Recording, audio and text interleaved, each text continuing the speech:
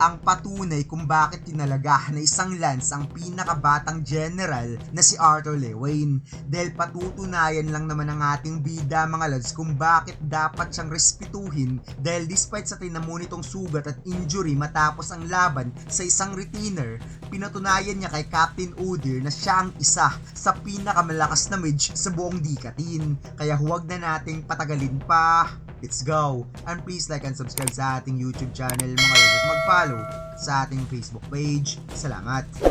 Nagsimula ang chapter na ito kung saan ipinakita ang mga naglalaki ang puno sa kagubatan habang ang hambog ay banayad na marahang dumadaloy sa paligid. Ipinakitang nasa gitna ng kagubatan si Captain Odir kasama ang mga elite soldier ni Captain Glory at inutusan niya si Ulrich na kumuha ng 4 na tauhan upang mag-scouts sa kaliwa at yung iba naman ay sasama sa kanya sa kanan.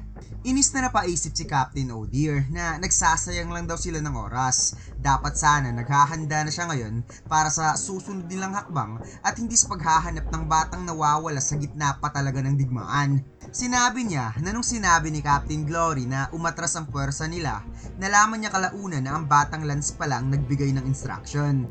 Hangang-hanga pa naman siya noon sa bangis ng mga tao sa panahon ng digmaan laban sa kanila ng mga elf. Nasasayangan lang talaga siya dahil parang naglaho na yon simula nung nagtutulungan ang 3 lahi. Dagdag pa niya na hindi niya alam kung bakit umatras sa mga alakrayan kung kailan umaatras na sana sila. However, kahit gaano pa niya naisipin, walang anumang maipapaliwanag na dahilan para iiwan ng batang Lance ang kanyang tungkulin. May napansin ng soldier sa isa sa mga puno kaya napalingon si Captain Odir at nagpakuha ng pansin sa kanyang parang portal na liquid acid sa gitna ng katawan ng puno na makikitang unti-unting tinunaw ang katawan nito pati na yung sangang hinawakan ng soldier hanggang sa nagkaroon ng malaking butas at napansin na lamang nilang unti-unti nang natutumba ang napakalaking puno.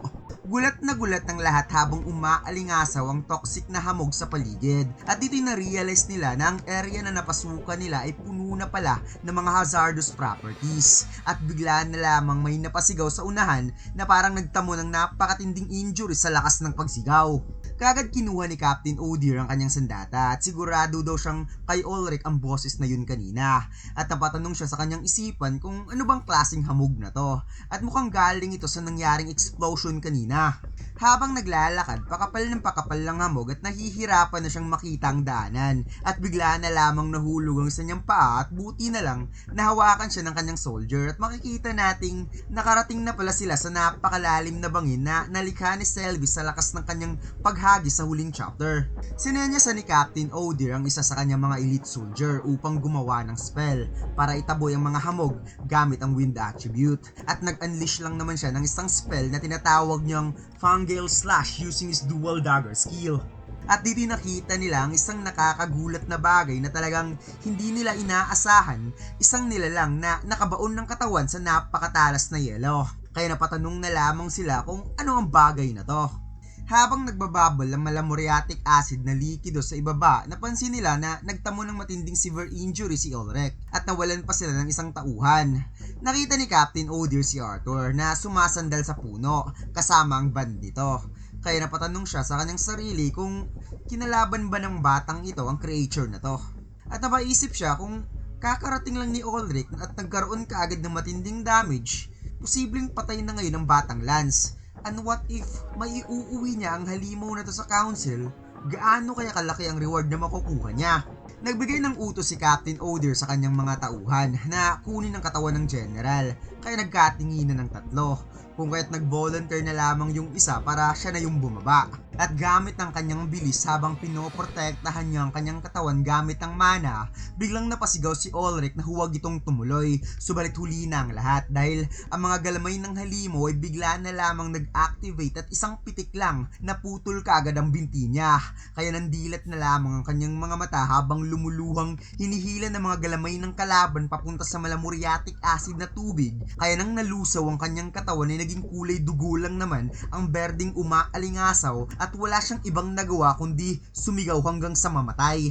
Napasukan na lamang ang babaeng soldier sa kanyang nasaksihan, habang ang isa naman ay hindi makapaniwala sa kanyang nakita, at si Captain Odir naman ay biglang pinagpapawisan. Napasigaw si Ulrich na lumayo sila sa halimaw na yan dahil sinabi sa kanya ng general na hindi ito mang-aatake basta huwag lang lumapit at pananatilihin lang ang distansya. Kaya napasigaw si Captain O'Dear na napatanong kung ano nga ba talaga ang nangyayari. Buhay pa ba talaga ang halimaw na yan? Bakit hindi siya agad binigyan ng report? Biglang sumagot si Arthur na napawikang hindi. Patay na ang halimaw na yan. At napatagon si Captain O'Dear kung may kinalaman ba si Arthur dito. Nasagot naman itong oo, kung ang tinutukoy nito ay ang pagkamatay ng isang retainer at hindi naman kung ang tinutukoy nito ay ang pagkamatay ng sundalo. Ipinaliwanag ng ating bida na ang bagay na yan ay mayroong automatic defensive skill na naka-activate kahit patay na yung halimaw, habang si Captain O'Dear naman ay inis na napaisip na parang daw siyang tangang pinagsabihan ng isang bata at hindi daw ito katanggap-tanggap para sa kanya. Kaya inis na inis siyang napatanong kung bakit hindi man lang siya winarningan na mayroon palang ganoong automatic defensive skill na still active. Kaya kaagad sinabi ng ating bida, pasensya ka na. Gusto mo bang lagyan ko pa ng caution sign? Nahihirapan na nga akong panatilihing conscious ang sarili ko. Napatugon si Captain O'Dear na hindi ito ang oras para umiwas sa mga tanong.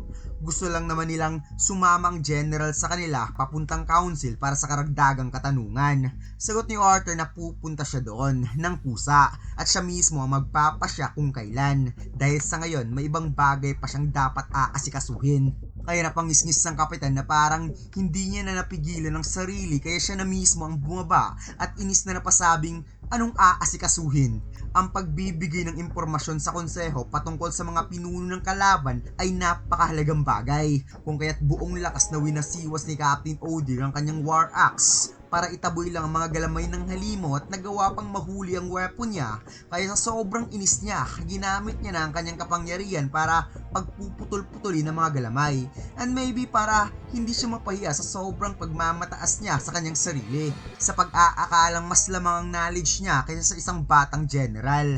Napatalon-talong umiwas si Captain O'Dear sa follow-up na pag-atake ng mga galamay upang mabilis siyang makalayo sa area at nang hindi na siya masundan. Kaya nang nakalapit, itinutok niya pa ang kanyang sandata kay Arthur at napasabing, makinig ka sa akin, Lance. Kailangang ipaalam ka agad dito sa konseho dahil kung hindi, biglang nag-step in si Selby at nanilisik ang mga matang napasabing, humakbang ka pa ng isa, mawawala yung ulo mo at pupugutan na talaga kita. Kaya parang nakakita ng multo si Captain O'Dear na hindi nakapagsalita at hindi rin makapaniwala ang ibang soldier na nakakapagsalita pala ang band ni Arthur na isang dragon. Dahan-dahang tumayo ang ating bida at kalmadong bumaba sa bangin at walang imik na naglalakad towards Captain O'Dear. Kaya nang dumaan sa gilid si Arthur parang tumigas ang kapitan dahil habang naglalakad pala ang ating bida ay tumitigas pala sa yelo ang paligid at ang mga galamay na umatake kay Arthur parang salamin lang na nababasag sa sobrang tigas na makikitang bawat hakbang ay tumitigas ang lupa na inaapakan ni Arthur, at hindi nagmamatter kahit may asido pa ang paligid dahil gumawa lang naman ng yelong hagdanan ng ating bida papunta sa kinaroroonan ng kalaban habang si Selby ay lumilipad-lipad lang sa itaas. Hinubot ni Arthur ang Dawn's Ballad sa katawan ng retainer at nag-crack nga ito dahil sa dugo ng retainer na napaka-corrosive. Kaya putol lang dulo nang nakuha ni Arthur ang kanyang espada at napasabing, tawagin mo si Captain Glory o kung sino mang may kakayang dalin ang bangkay na to sa konseho. May ibang bagay pa kung dapat aasikasuhin. Kaya napatingala na lamang si Captain O'Dear habang minamasdan si Arthur na parang na-realize niya na sobrang layo lang talaga ng agwat nilang dalawa despite sa napakabata nitong edad, at ito ang dahilan kung bakit naging isang general si Arthur Lewain. Kaya napaluhod na lamang siya na napasabing, yes, General.